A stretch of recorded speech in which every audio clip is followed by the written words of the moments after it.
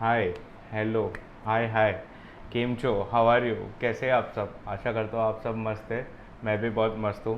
तो लेके आया हूँ मैं आपके लिए सी इंटर ऑडिट का पास्ट पेपर का सीरीज़ जो हमने पहले स्टार्ट किया था वो अभी हम कंटिन्यू कर रहे हैं। तो without wasting time let start with the questions. ठीक है, चलो। तो पहला क्वेश्चन क्या है? पहला क्वेश्चन, आवाज़ क्लियर है ना तुम लोग को? हाँ। पहला क्वेश्चन क्या है? Name the assertions use in the audit procedure. अभी असर्शंस क्या क्या होते हैं? देखो, असर्शंस का मतलब क्या? Representations made by management. क्या?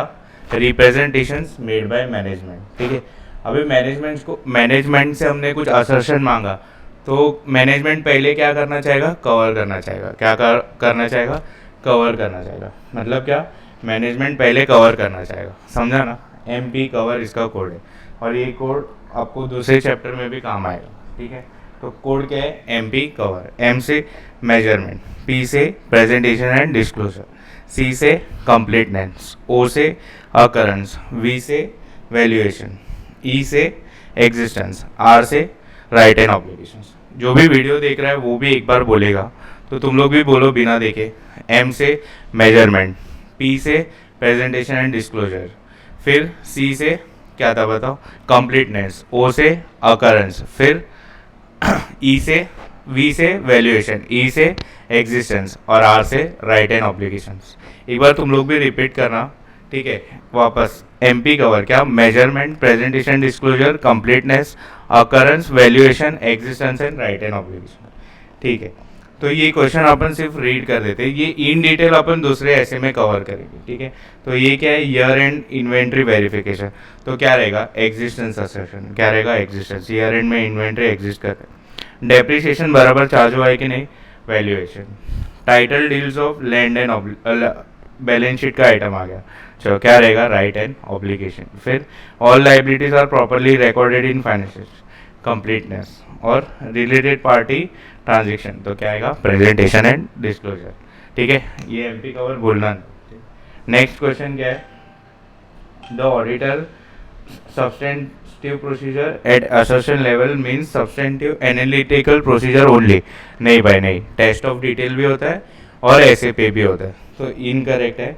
क्या आएगा? टेस्ट ऑफ डिटेल भी आएगा और सब्सटेंटिव एनालिटिकल प्रोसीजर आएगा, और कोई कोई चीज़ में क्या?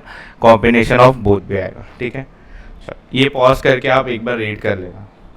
फिर दूसरा क्या है? Discuss various points which auditor needs to cover in determining whether it use appropriate audit evidence about the operating effectiveness of control obtained in previous audit, and if so length of time and period that may lapse before retesting। चलो, तो कभी भी ना audit का question उल्टा पढ़ने का। क्या है? चलो, इसमें तो 3 ही लाइन का क्वेश्चन है, बट उल्टा उल्टा से पढ़ने का, लास्ट लाइन पहले पढ़नी। तो इसमें अपने को क्या पूछ रहे हैं? रीटेस्टिंग के पहले कितना टाइम जाना चाहिए, तो उसके फैक्टर्स बताओ, मतलब उसके पॉइंट्स बताओ।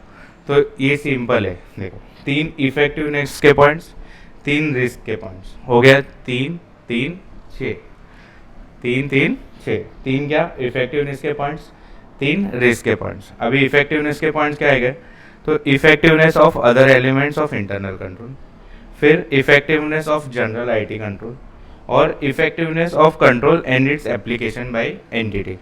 चलो, तो याद रहा, देख, internal control, general IT control, और जो entity control, effectiveness of control जो एंटिटी डाल रहा है वो क्या? 3 कंट्रोल क्या है? तो effectiveness of other elements of internal control, effectiveness of general IT control, effectiveness of control and application by the entity. चाहिए तो तुम ये पहले लिख सकते हो, effectiveness of control and application by the entity, फिर other elements of the control और जनरल IT कंट्रोल। और रिस्क का 3 पॉइंट। क्या है रिस्क का 3 पॉइंट? तो risk arising from characteristics of control. Characteristics बोलने का क्या? कैरेक्टरिस्टिक्स जो भी बोला ना उसका 2 मार्क्स कट। ठीक है, कैरेक्टरिस्टिक्स बोलेंगे। तो रिस्क अराइजिंग फ्रॉम क्या? Characteristics of control. फिर और RMM रहेगा। हाँ, तो RMM लास्ट पॉइंट है। और risk due to changing circumstances. तो रिस्क क्या क्या है? 3। तो कैरेक्टरिस्टिक्स ऑफ कंट्रोल, अरे नहीं, कैरेक्टरिस्टिक्स ऑफ कंट्रोल, फिर और क्या? रिस्क ऑफ RMM और risk due to changing circumstances. समझा तुमको? तो क्वेश्चन क्या था? कि operating effectiveness control in previous audit and if so length of time, ये देखा ये भाई एलडीआर क्वेश्चन है, एलडीआर बोले तो लास्ट डे रिवीजन, ठीक है। ये क्वेश्चन तो कर देखो, ये पास पेपर तो मैं करा रहा हूँ, उसमें से भी तुमको एलडीआर दे रहा हूँ, मतलब तुमको अल्टीमेटली लास्ट डे पे एलडीआर क्वेश्चंस तो करने ही है, ठीक है। तो क्या क्या कंसिडर करेगा ऑडिटर, तो 3 इफेक्टिवनेस और 3 रिस्क। इफेक्टिवनेस का आएगा तो effectiveness of control and application by the entity, effectiveness of other elements और effectiveness of general writing. Risk क्या है, पहले कौन सा याद आएगा, आरएमएम का।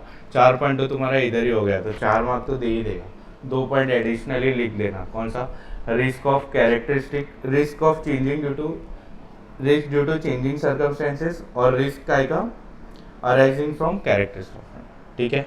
चलो question number 4, explain whether following is correct और इनकरेक्ट। वो ये पढ़ना नहीं था क्या, ठीक है। कम्युनिकेटिंग की audit matter is a substitute for auditor expressing and modified opinion when required by circumstances of specific audit engagement in accordance with 700%। भाई कभी भी ये सब्सटीट्यूट होता है क्या, नहीं, इनकरेक्ट। ये अपन 705 701 ये सब करेंगे तो ज़्यादा डिटेल में समझेगा। चलो वापस एलडीआर क्वेश्चन, ठीक है। देखो ये उल्टा पढ़ने का, देख, discuss few examples of audit procedure which include observation और inspection of the entity's operation, ठीक है। मतलब ये क्वेश्चन क्या है, ऑब्जर्वेशन और इंस्पेक्शन क्या है, methods of obtaining audit evidence, क्या है, मेथड्स ऑफ ऑब्टेनिंग। तो ये तुम गलती से इंस्पेक्शन का मतलब इंस्पेक्शन का मसाला मत लिख के आना, इंस्पेक्शन ये होता है, ऑब्जर्वेशन मतलब लुकिंग एट प्रोसीजर, नहीं। क्वेश्चन क्या है, देखो, discuss few examples of audit procedure which include observation और इंस्पेक्शन ऑफ एंटिटीज ऑपरेशन, ठीक है। ये आरएपी के लिए रखा था ये, ठीक है। क्वेश्चन क्या है, few examples of audit procedure which include observation is. Question ध्यान से पढ़ना भाई, क्या पूछा, दिस इज द मेन, मतलब क्या की फैक्टर। तो क्या क्या है, तो ऑब्जर्वेशन एंड इंस्पेक्शन में support inquiries of management and others, ठीक है। एग्जाम्पल क्या है, documents records internal control manual, reports prepared by the management और entities premises and planned facts। तो entities नहीं, the entities, क्या, the entities premise and planned facilities। तो क्या क्या है, DRT, क्या है, DRT, D से क्या, डॉक्यूमेंट्स, R से क्या, रिपोर्ट्स, और T से क्या, the entities premise and plan। चलो क्या क्या, 3 अपन क्वेश्चन क्या पढ़ रहे हैं, example of audit procedure which include observation और इंस्पेक्शन, तो क्या, डीआरटी, डॉक्यूमेंट, रिपोर्ट, और द एंटिटीज प्लान याद रखना, द एंटिटीज प्लान, तो प्लान एंड प्रीमाइस याद रहेगा। समझा तुमको, एकदम छोटे छोटे क्वेश्चन है बट रिपीट हो सकते हैं, पास्ट पेपर्स कर रहे हो, समझा आप लोग को। अभी ये December 21 में आया था। While auditing the books of accounts of ABC, the auditor of company looked at inventory counting process to obtain looked at inventory. In the present case, the audit procedure used by auditor is known as inspection. अबे observation, looked at inventory. CAK है, the auditor used an audit procedure according to which all documents and records are maintained by the company were checked in detail to obtain audit evidence. Explain the audit procedure used by the auditor and its reliability। चलो बताओ क्या है, inspection involves examining of records whether internal or external in paper form, electronic form या कोई भी media में हो, ठीक है। Example of inspection used as a test of control is the inspection of records for evidence of authorization, ठीक है। ये मैं अपन मसाला जब पढ़ेंगे ना तो ये क्वेश्चन अपने लिए बहुत इजी, ठीक है। अभी क्वेश्चन नंबर 8 करते हैं अपन। अच्छा अभी क्वेश्चन नंबर 8 क्या है पता है, लिस्ट डाउन सर्कमस्टेंसेस का। हाँ तो अभी क्वेश्चन में क्या है, कंपनी का एक्सटर्नल लीगल काउंसिल, ठीक है, उससे अपने को बात करना है, क्या करना है, उससे अपने को बात करना है। तो वो सर्कमस्टेंसेस बताना है, कौन से सर्कमस्टेंसेस में हम लोग बात कर सकते। तो 3 ही सर्कमस्टेंसेस है, कभी अगर मैटर ज़्यादा सिग्निफिकेंट है, अगर मैटर कॉम्प्लेक्स है, और डिसएग्रीमेंट है किसके बीच में, मैनेजमेंट के बीच में और बाहर वाले लॉयर के बीच में। किसके बीच में, मैनेजमेंट के बीच में और बाहर वाले लॉयर के बीच में। तो इसका अपना CDS पोर्टल है कि नहीं बुक का, तो matter is complex, matter is complex. फिर S से क्या है, सिग्निफिकेंट रिस्क, और D से क्या है, डिसएग्रीमेंट। तो क्या है, मैटर इज कॉम्प्लेक्स, डिसएग्रीमेंट है दोनों के बीच में, और मैटर इज सिग्निफिकेंट। एकदम सिंपल 3 मार्क का ये क्वेश्चन, मतलब क्या ही, मतलब चिंदी क्वेश्चन। तो क्वेश्चन क्या है भाई, एक्सटर्नल लीगल काउंसिल के साथ क्या करना है अपने को, बात कौन से मैटर में अपने को बात करना। तो matter is significant, matter is complex, disagreement.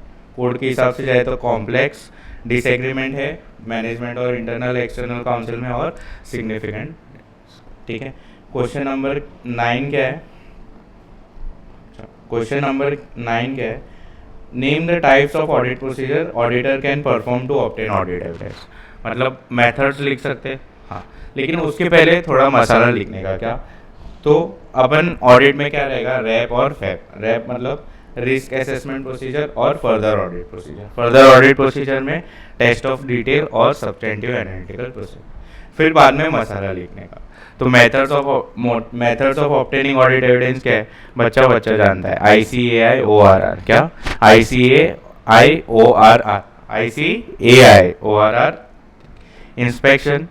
फिर C से क्या आएगा, एक्सटर्नल कंफर्मेशन। फिर A से एनालिटिकल प्रोसीजर, I से इंक्वायरी, O से ऑब्जर्वेशन, रिकैलकुलेशन, रीपरफॉर्मेंस। बताओ तुम लोग, ICAI-ORR तो इंस्पेक्शन, एक्सटर्नल कंफर्मेशन, फिर एनालिटिकल प्रोसीजर, इंक्वायरी, फिर O से ऑब्जर्वेशन, रिकैलकुलेशन, रीपरफॉर्मेंस। समझा तुमको? वापस से, inspection, external confirmation, analytical procedure, inquiry, observation, recalculation, reperformance. अभी तुम्हारा फेवरेट आंसर पढ़ते हैं, क्या पता है, रिलायबिलिटी ऑफ ऑडिट एविडेंस। क्या, रिलायबिलिटी ऑफ ऑडिट एविडेंस। ये तुम्हारा फेवरेट क्वेश्चन है क्योंकि तुमको यही आता है सिर्फ। तो क्या है, रिलायबिलिटी का भी है, इंडिपेंडेंट सोर्स से मिला तो ज़्यादा रिलायबल है।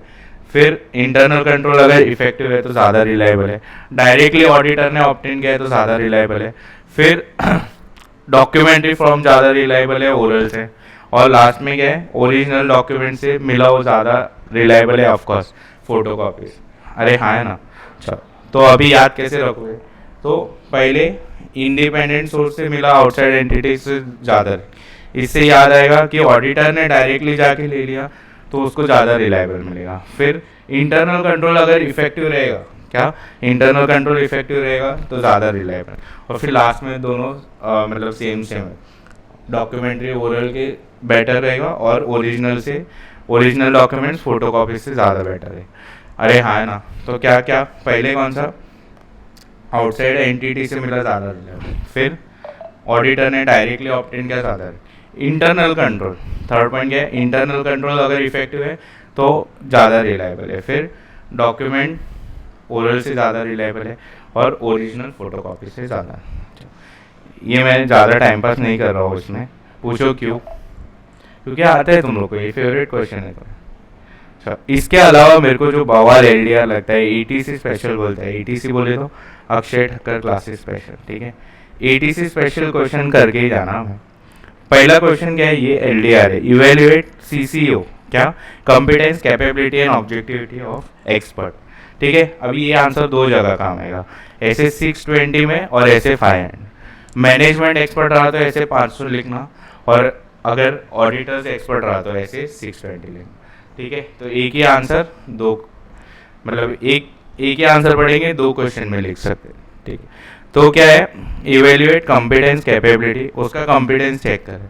तो एक काम करते हैं, पहले उसके साथ काम किया गया तो personal experience with previous work. फिर discussion with expert, discussion with other, उसके साथ बात करना, उसके बारे में किसी और के साथ बात करना, ठीक है। Knowledge of expert, qualification, membership, ठीक है। अगर कोई CA है तो अपन उसको कुछ पूछेगी क्या, भाई तेरा कॉम्पिटेंस क्या है, बहुत मारेगा। फिर पब्लिश्ड, उसने कुछ बुक छापा है तो पब्लिश बुक्स एंड पेपर्स। और ये कौन सा आंसर है, मैनेजमेंट एक्सपर्ट। तो ऑडिटर एक्सपर्ट को पॉइंट में मतलब ये पॉइंट लास्ट पॉइंट आ जाएगा। और ये अगर ऑडिटर से एक्सपर्ट का आंसर लिख रहा हो तो ये पॉइंट मत लिखना, वरना पोपट हो जाएगा ना, ठीक। तो क्या पॉइंट क्या क्या है, तो देख, पहले तो personal experience with previous work, ठीक है।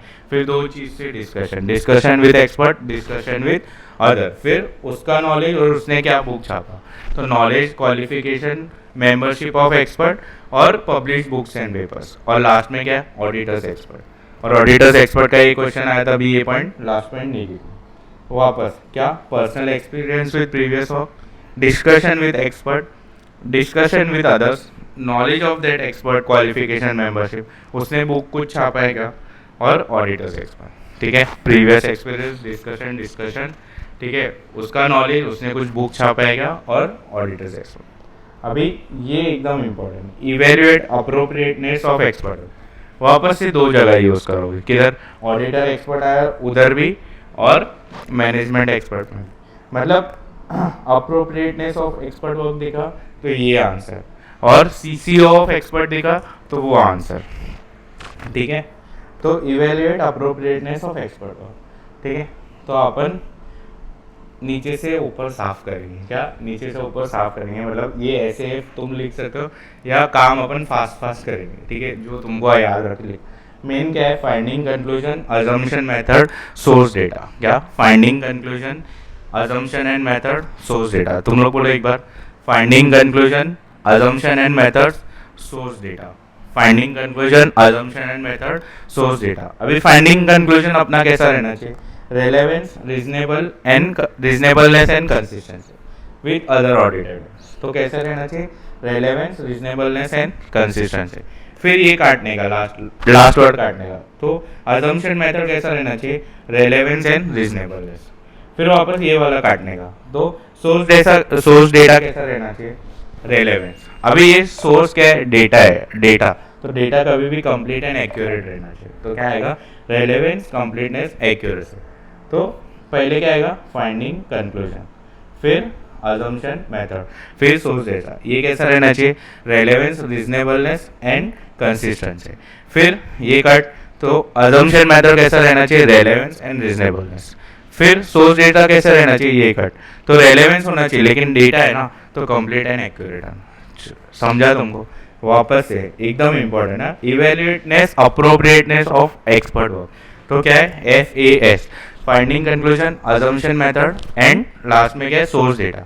फाइंडिंग कंक्लूजन कैसा रहना चाहिए, relevance, reasonableness, consistency, assumption method, relevance, reasonableness, और source data, relevance, completeness and accuracy.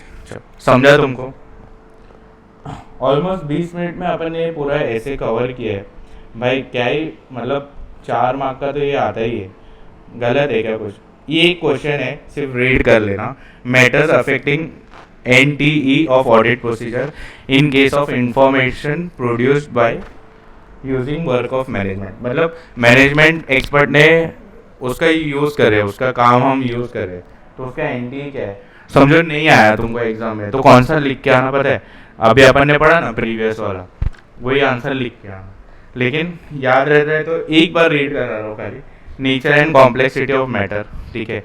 अभी उसका मतलब क्या क्वेश्चन, क्या, matters affecting nature, timing, extent of audit procedure in case information produced using work of management. अभी इसका काम यूज़ करें, तो पहले तो nature and complexity of matter कैसा, इजी काम रहेगा तो अच्छा रहेगा यूज़ करना उसका। फिर RMM, ये कॉमन पॉइंट है।